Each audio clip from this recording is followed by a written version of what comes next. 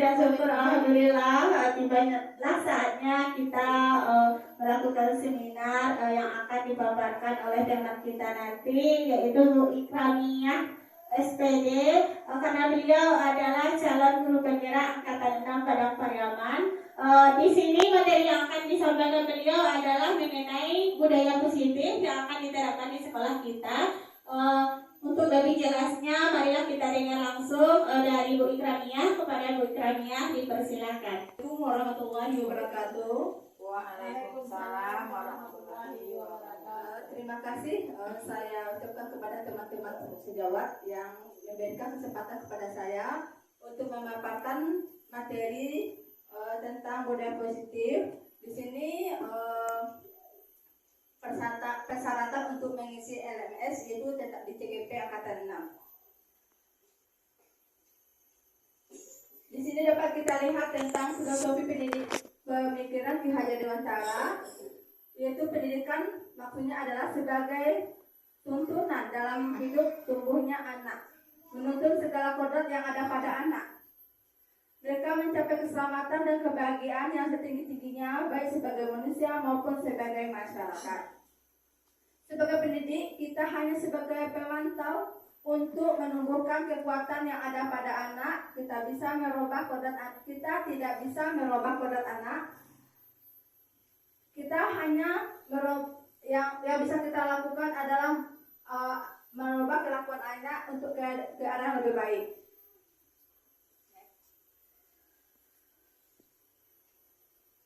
Pendidikan diibaratkan seorang petani yang menanam padi. Kita adalah sebagai petaninya. Untuk tumbuhnya padi itu menjadi subur tergantung kita bagaimana kita mengarahkan anak untuk menjadi tumbuh dan berbuah sesuai dengan apa yang kita harapkan. Perpaduan antara cipta, kognitif, rasa, efektif sehingga menciptakan karya psikomotor. Budi pekerti, berpikiran, perasaan, kemauan, pekerti adalah tenaga. Di sini dapat kita lihat menurut Ki Hajar Dewantara, anak yang lahir diumpamakan seperti kertas yang belum ditulis, sehingga guru boleh mengisi sesuai kehendak aliran lama ya ibu-ibu ya. Sedangkan menurut aliran barunya yaitu anak lahir ibarat sehelai kertas yang sudah diisi penuh, sehingga siapapun tidak bisa merubah karakternya. Cuma pendidikan yang bisa merubahnya. Maka dari itu kita harus bisa merubah anak itu kepada yang lebih baik lagi. Teori Konvergensi adalah anak yang dilahirkan diibaratkan kertas yang sudah diisi penuh namun tulisannya masih suram atau masih membayang atau sama-sama. Di sini kita sebagai guru untuk menebalkan supaya tulisan itu dapat jelas.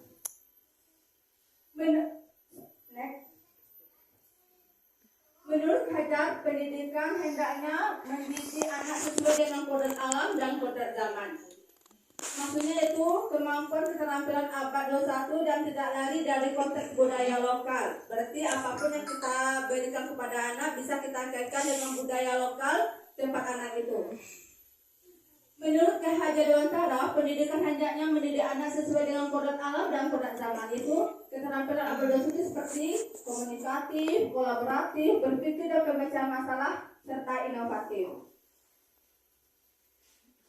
Di sini dapat kita lihat tentang konsep-konsep kunci budaya positif, yaitu perubahan paradigma belajar stimulus respon lewat teori kontrol.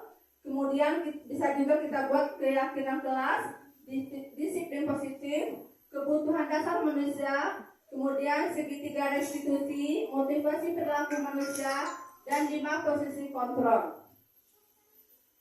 Perubahan paradigma stimulus respon lewat teori kontrol nanti bisa kita jabarkan, nanti kita berikan modulnya, bisa kita baca bersama.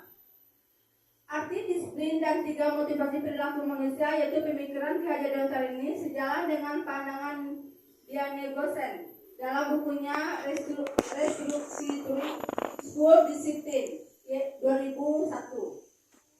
Di sini beliau menyatakan bahwa arti dari kata disiplin berasal dari bahasa Latin, disiplin yang artinya belajar.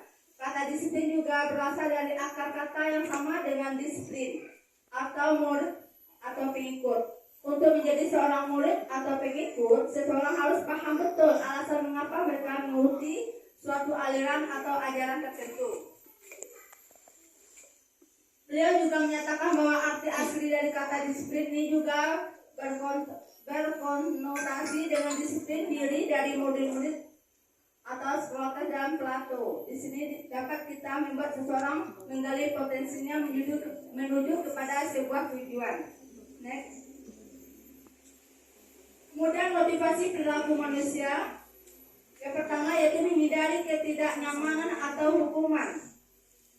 Kemudian yang kedua untuk mendapatkan imbalan atau penghargaan dari orang lain. Kemudian ketiga untuk menjadi orang yang mereka inginkan dan menghargai diri sendiri dengan nilai-nilai yang mereka percaya. Tujuan dari disiplin positif adalah menanamkan motivasi ketiga pada murid, yaitu untuk menjadi orang yang mereka inginkan dan menghargai diri sendiri dengan nilai-nilai yang mereka percaya. Kemudian ketika murid kita memiliki motivasi tersebut, mereka telah memiliki motivasi intrinsik yang berdampak jangka panjang. Kemudian motivasi yang tidak akan terpengaruh pada adanya hukuman atau hadiah. Mereka akan tetap berperilaku baik dan berlandaskan nilai-nilai kebajikan karena mereka ingin menjadi orang yang menjunjung tinggi nilai yang mereka hargai. Keyakinan kelas. Di sini kita dapat membuat keyakinan kelas, kemudian hukuman dan penghargaan. Pertama dapat kita lihat mengapa keyakinan kelas. Mengapa tidak peraturan kelas saja? Keyakinan kelas di sini bisa kita buat bersama anak. Kemudian bagaimana mewujudkan sebuah keyakinan kelas yang efektif? Dan mengapa adanya keyakinan kelas penting untuk terbentuknya sebuah budaya positif? Menurut Gosen 1998, suatu keyakinan akan lebih memotivasi seseorang dari dalam atau memotivasi seseorang secara intrinsik. Seseorang akan lebih tergerak dan bersemangat untuk menjalankan keyakinan daripada hanya sekedar mengikuti serangkaian peraturan.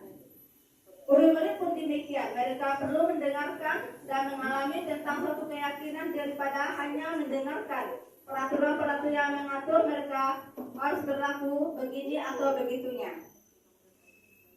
Kemudian yang kedua, setelah seseorang memiliki keyakinan akan suatu hal, maka dia akan terbiasa melakukan hal-hal yang baik. Setelah keyakinannya tersebut, keyakinan di sini mereka membuatnya sesuai dengan apa yang mereka rasakan. Guru hanya memotivasi karena yang akan menjalankan mereka juga. Yang ketiga itu pertanyaan keyakinan kelas senantiasa dibuat dalam bentuk positif. Di sini keyakinan kelas hendaknya tidak terlalu banyak sehingga mereka mudah untuk melakukannya. Prosedur pembentukan keyakinan kelas. Pertama dapat kita lihat mempersiapkan murid-murid di kelas untuk bercurah pendapat tentang apa yang akan dia katakan. Kemudian mencatat semua masukan-masukan yang diberikan oleh murid.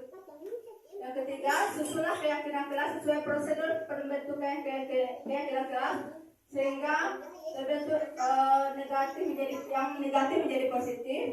Contohnya kalimat negatif. Jangan berlari di kelas atau koridor.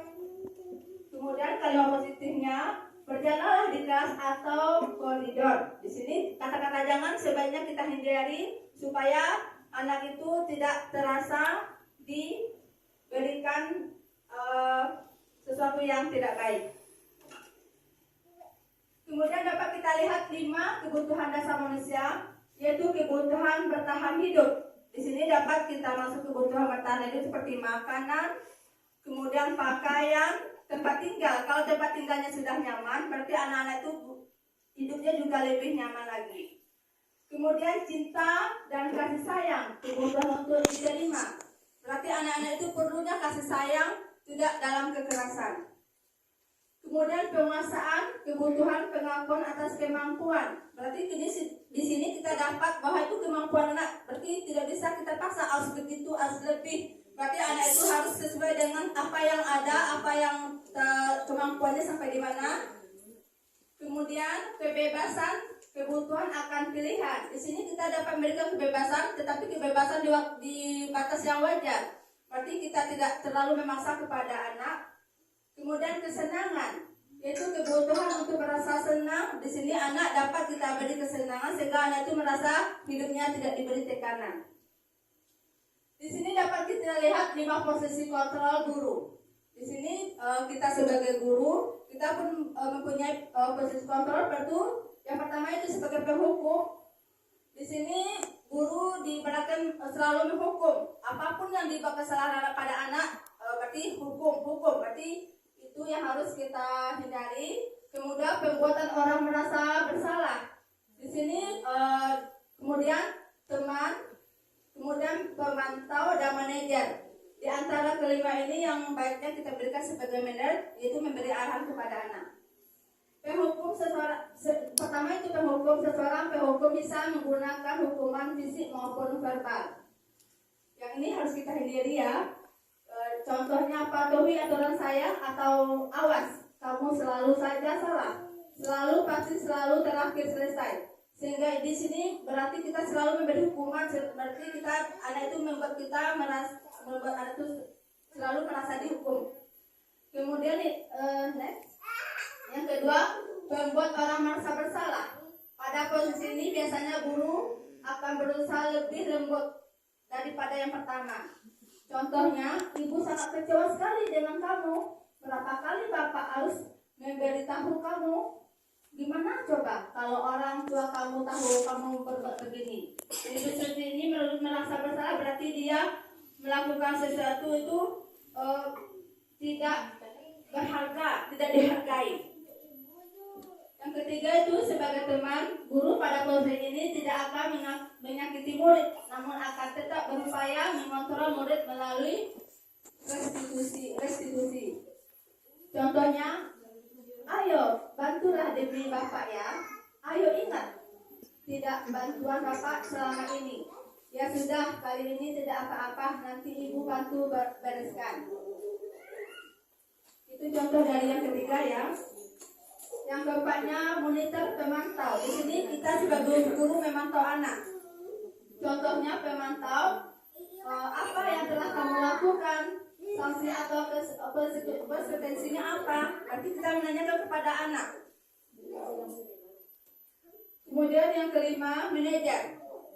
Manajer adalah posisi kontrol di mana guru berbuat sesuatu bersama dengan murid, mempersilahkan murid dan mempertanggungjawabkan perilakunya, mendukung murid agar dapat menemukan solusi atau permasalahannya sendiri. Di sini dalam kontrol ini yang bagus, sebaiknya yang kelima ya, guru mengarahkan anak untuk lebih baiknya kita berikan dia suatu wejangan atau arahan sehingga dia sendiri nanti yang akan mengambil keputusannya apa.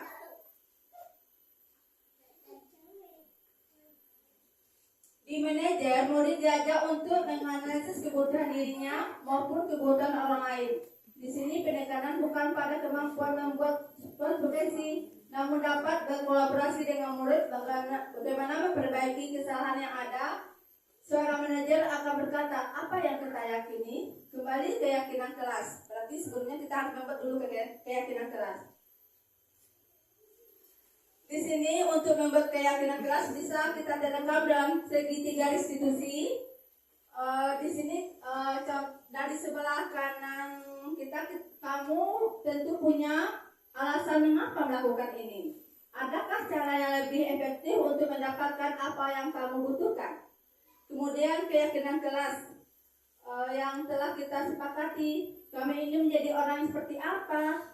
Kemudian menstabilkan identitas, setiap orang pasti pernah melakukan kesalahan. Kamu bukan satu-satunya yang pernah melakukan seperti ini. Menstabilkan identitas atau stabil sebagai dasar dari segitiga bertujuan untuk mengubah identitas anak dari orang yang gagal ke arah melakukan kesalahan menjadi orang yang sukses. Kalau kita inginkan ia menjadi provokatif, maka kita harus meyakinkan si anak dengan cara mengatakan kalimat-kalimat seperti ini. Berbuat salah itu tidak apa-apa. Tidak ada manusia yang sempurna. Saya juga pernah melakukan kesalahan seperti ini. Atau kata-kata yang lainnya. Kemudian validasi tindakan yang salah. Setiap tindakan kita dilakukan dengan suatu tujuan, yaitu memenuhi kebutuhan dasar. Kalau kita memahami kebutuhan dasar apa yang mendasari sebuah tindakan, kita akan bisa menemukan cara-cara yang paling efektif untuk memenuhi kebutuhan tersebut. Kalimat penerima dua ini mungkin terdengar asing buat guru, namun bila dikatakan dengan nada tanpa menghakimi akan memfasilitasi kebutuhan mereka. Seperti padahal kamu bisa melakukan yang lebih buruk dari ini ya. Kamu pasti punya alasan mengapa melakukan hal itu. Kamu patut bangga pada dirimu sendiri karena kamu telah melindungi sesuatu yang penting buatmu. Kamu boleh mempertahankan sikap itu, tapi kamu harus menambahkan sikap yang baru. Sisi ketiga dapat kita lihat menanyakan keyakinan. Teori kontrol menanyakan bahwa kita pada dasarnya termotivasi secara internal. Ketika identitas sukses setelah tercapai dan tingkah laku yang salah setelah validasi, maka anak akan siap untuk dihubungkan dengan nilai-nilai yang dipercaya dan berpindah menjadi orang yang dia inginkan. Pertanyaan di bawah ini dapat kita yakini dalam kelas. Seperti apa yang kita percaya sebagai kelas atau keluarga? Apa nilai umum yang kita telah dapati? Apa bayangan kita tentang kelas yang ideal? Kamu mau jadi orang seperti apa? Pertanyaan sekarang adalah bagaimana cara kita sebagai guru untuk menemukan disiplin positif kepada murid-murid kita. Yang pertama, melakukan posisi kontrol yang tepat, yaitu posisi kontrol manajer. Berarti posisi kontrol yang empatnya sebenarnya kita hindari. Kemudian menggantikan peraturan kelas dan keyakinan kelas. Kemudian dengan menerapkan tiga restitusi. Itulah paparan materi yang saya berikan. Mungkin ibu-ibu akan kita terapkan ya apa yang kita sampaikan ini bersama di sekolah.